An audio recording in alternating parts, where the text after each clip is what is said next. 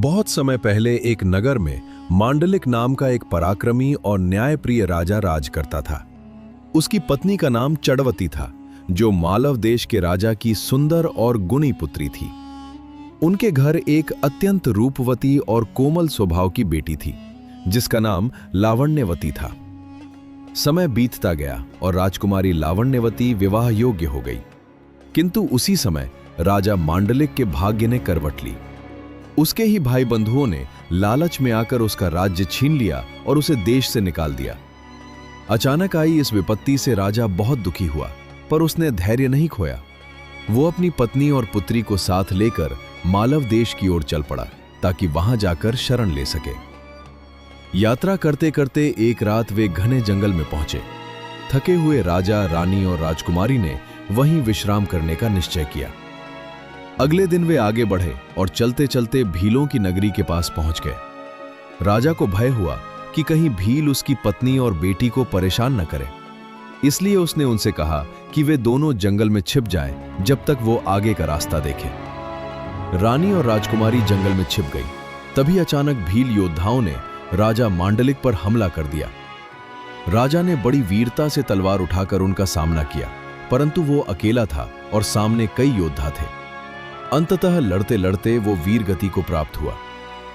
कुछ समय बाद जब भील वहां से चले गए, तब रानी और राजकुमारी जंगल से बाहर आईं। उन्होंने जब राजा को मृत पड़ा देखा तो उनका हृदय शोक से भर गया। वे रोती बिलखती वहां से आगे बढ़ीं और चलते चलते एक शांत तालाब के किनारे पहुंची। उसी समय संयोग से वहां चंड सिंह नाम का एक धनी साहूकार अपने पुत्र के साथ घोड़े पर सवार होकर शिकार खेलने आया। रास्ते में उसे दो स्त्रियों के पैरों के निशान दिखाई दिए। उसने अपने बेटे से हंसते हुए कहा, अगर ये स्त्रियां मिल जाएं तो तुम जिससे चाहो विवाह कर लेना। बेटे ने ध्यान से निशान देखकर कहा, पिताजी, छोटे पैरों वाली स्त्री कम उम्र की होगी, इसलिए मैं उससे विवाह करूंगा और आप बड़ी से विवाह कर लीजिए। साहूकार पहले तो विवाह करना नहीं चाहता था, परंतु बेटे के बहुत आग्रह करने पर वो मान गया।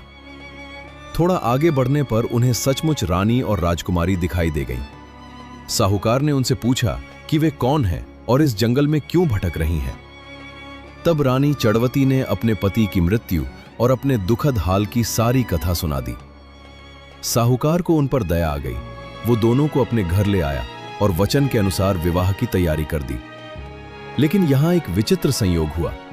रानी चड़वती के पैर छोटे थे और राजकुमारी लावण्यवती के पैर बड़े थे। इसलिए साहूकार ने समझ लिया कि छोटे पैर वाली युवती है और बड़े पैर वाली बड़ी उम्र की। परिणाम यह हुआ कि साहूकार चंड सिंह ने राजकुमारी लावण्यवती से विवाह कर लिया। उसके बेटे ने रानी चड़वती से विवाह कर लिया। इस प्रकार एक अजीब स्थिति बन गई। बेटी अपनी ही मां की सास बन गई और मां अपने ही दामाद की बहू बन गई। समय बीतता गया। दोनों दंपतियों के घर कई बच्चे भी हुए। घर में सब लोग मिलजुल कर रहने लगे, पर उनके रिश्तों का जाल बहुत उलझा हुआ था। यही कथा सुनाकर बेताल ने राजा से पूछा, बताओ राजन, मां और बेटी से जो बच्चे हुए उनका आपस में क्या रिश्ता हुआ? यह प्रश्न सुनकर राजा विक्रमादित्य भी गहरे विचार में पड़ गया।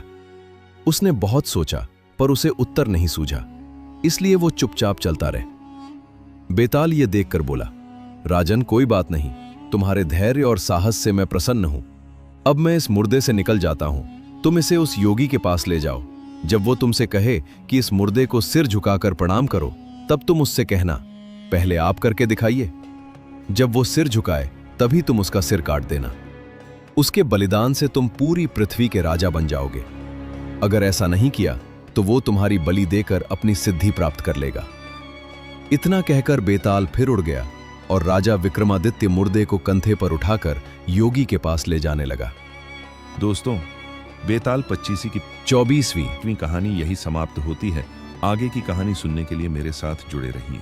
और आपको ये कहानी पसंद आई हो तो वीडियो को लाइक एंड चैनल को सब्सक्राइब जरूर करें। धन्यवाद।